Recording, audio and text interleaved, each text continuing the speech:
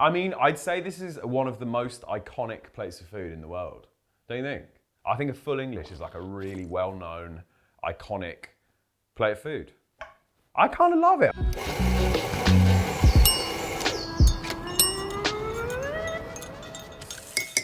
Welcome back. So for the next few episodes, we're going to be showing you, we're going to be exploring breakfasts from around the world. I think it might be true. Most important meal of the day, they say. And all around the world, people eat different things. In Vietnam, they have soup. In Turkey, they have spicy eggs. Here we have a big, greasy plate of meat and potatoes. There's lots to explore, lots to choose from. We're going to find out all about different breakfasts around the world, and I'm going to try and make them. Some of them I've never made before. Some of them I've never eaten before. Some of them I've never even heard of. It's going to be fun. Let's give it a go. I live in London, and we couldn't do a breakfast series without starting with the full English breakfast. Heartstopper. What is a full English breakfast? Well, quite a lot of elements, and they all kind of live separately. It can be quite controversial how you make your full English and what goes on it. Some people now put an avocado on the toast on a full English, which is absolute crazy business. You can't have a full English without meat, and it is pork is the kind of order of the day. So we have sausages, a kind of good old-fashioned English banger. We've got bacon. So this is back bacon. In the UK, we have a slightly different bacon to in the States or elsewhere. If you see here, I'll just quickly show you. Back bacon is cut from this part of the pig, whereas streaky bacon is cut from this part. It kind of wraps around. You can see here, this is like the eye of the meat, the loin, the bacon. On streaky, you don't have that because the streaky is actually cut from like this bit down here. It continues into the belly. The difference, I bought this kind of on autopilot. I was like, I need bacon, and I bought this. And if I was to put this on a full English, it would be criminal. You have to use back bacon, right? There is what some people deem to be an evil product. We have the one and only black pudding. And for those who don't know, I mean, this is made all over the world in different forms. It's essentially a blood sausage. Pork blood, there's like oats in it. You can see there's little flecks of oats and fat and spices, real heads. It's delicious. And I think it lives on the plate. It deserves to be there. Kind of any other egg. You can't poach it, you can't scramble it, you can't make a fucking omelette. It has to be fried egg. Fried eggs. Liam Perrins. I like to put these in my beans. And of course, ketchup. Oh, hold on a second. Red or brown, you decide. That's kind of dealer's choice. These are always like on the table at a cafe. I love brown sauce. There's a lot going on this plate. So if you go to a cafe and order this, in the kitchen they're like, a lot of cooking going on.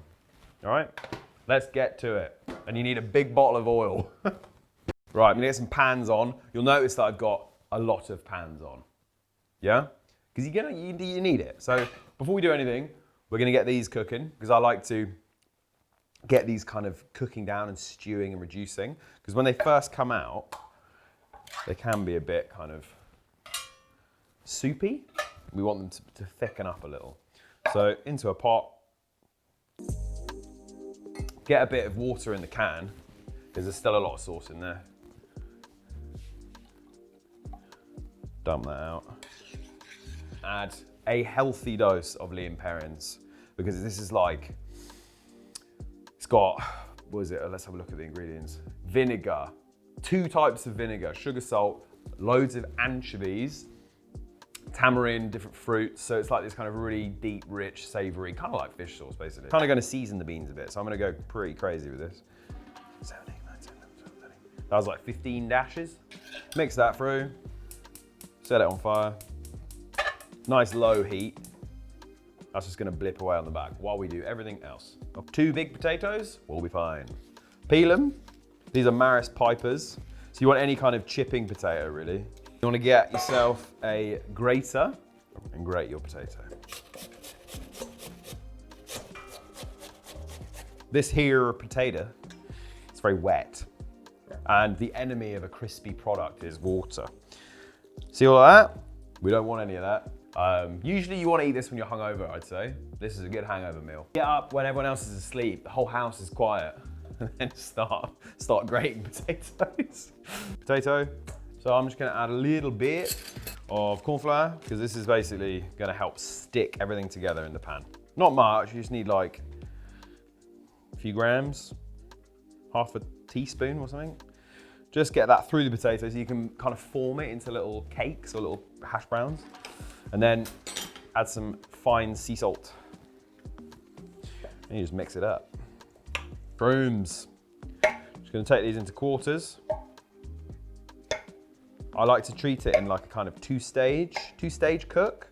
So the first bit is all about making them kind of crispy and dehydrated, because these are basically like almost 100% water. And we basically want to cook them until they start to dehydrate and crisp and caramelize. This is going to be start off our mushrooms.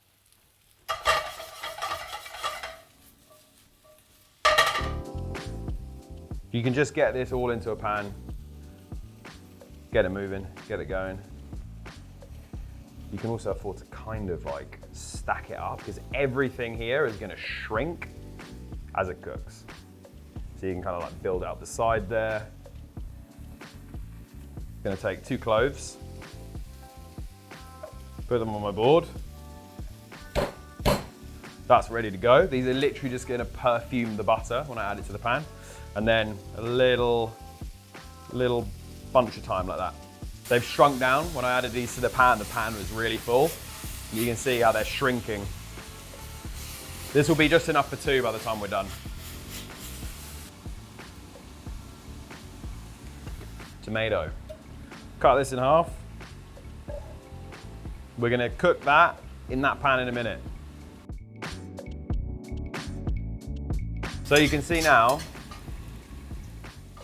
these mushrooms have shrunk down and they've started to caramelize on the outside. Yeah? That was about 5-7 minutes of cooking in the oil. They've started to dehydrate, they're looking delicious. So, stage 2 of the cooking. Take some butter, about a tablespoon, get that into the pan. Add your garlic and the thyme. Add a bit of pepper.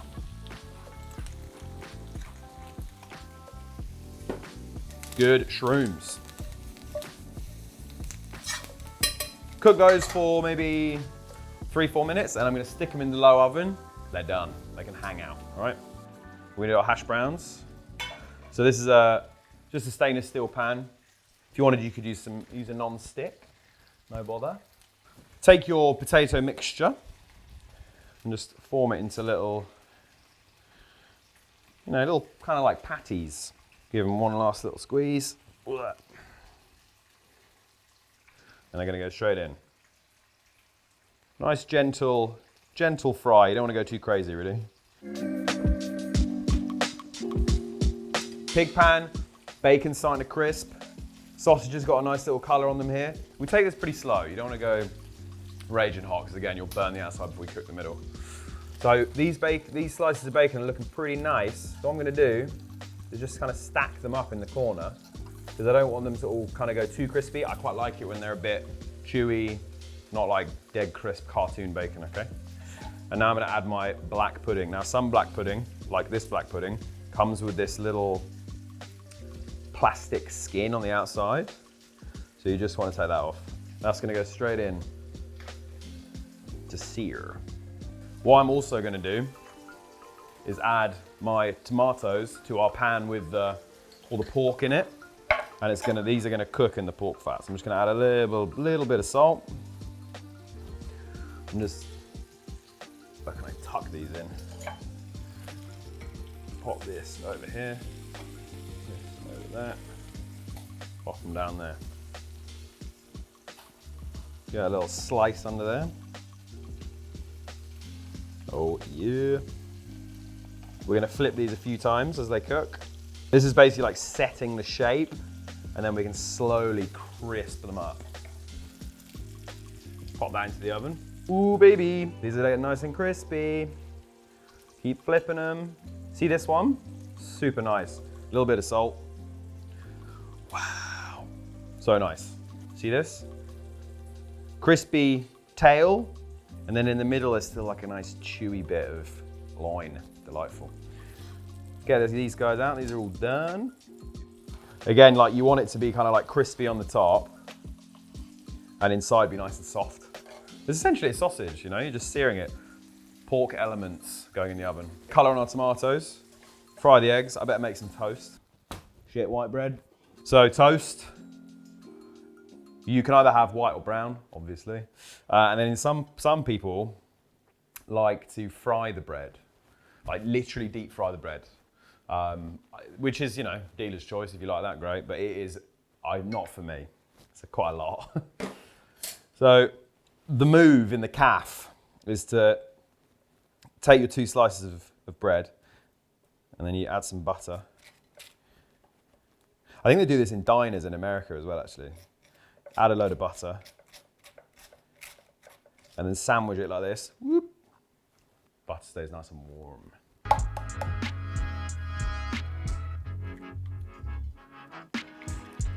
Look at that egg, eh?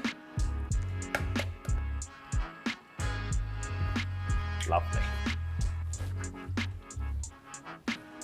This is going to be like almost like emoji fried egg. You don't really want any color on it, you know. This is how you make a cup of tea. Hot water. This is Yorkshire Gold. Couple fried eggs, no worries. I know you're all going to ask me what to do with all the oil after you've done all this frying. So let it cool down. Pour it through a sieve into a jug and then pour the oil, when it's cold, back into the bottle. You can use it again. Once you've used it 2-3 times, get rid of it.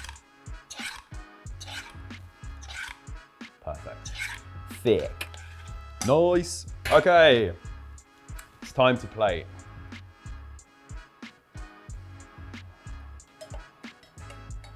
Sausage, black pudding. A lovely fresh tomato.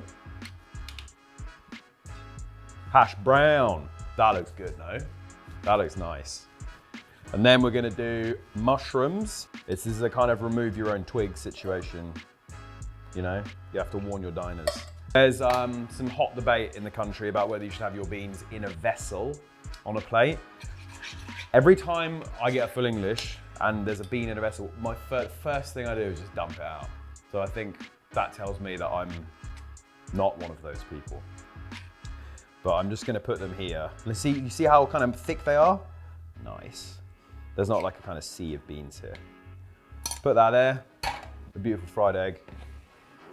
Slap bang in the middle. Pepper on the egg, because it's nice. I didn't season the egg at all, so I need a bit of salt. And that, my friends, is a full English breakfast. Toast, you see now, look, see what I did there with the butter? Still nice and warm. Tea, toast, hash brown, bacon, tomato, mushrooms, egg, beans, sausage, black pudding. What a way to start the day.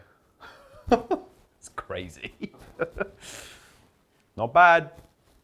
And like when you go to the cafe, there's like all these different sets. You can have set 1, set 2, set 3, and they basically all have different ratios of stuff. So you might get 2 eggs, 2 bacon, 1 sausage. You might get 2 sausage, no black pudding. It's like endlessly customizable. But this is the kind of thing that I'd order. And then what I do is take some brown sauce.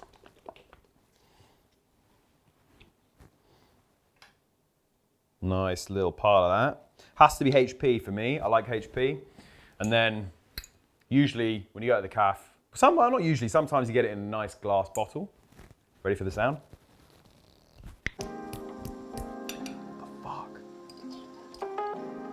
You know what I say, Rollo? God bless the squeezy bottle.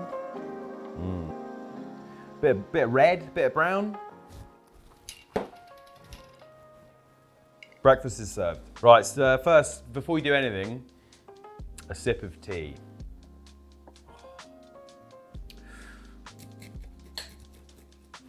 So crispy.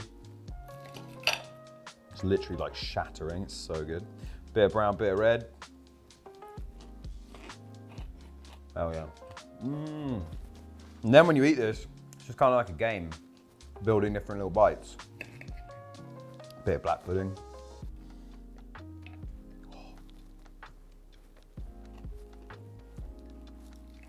I mean,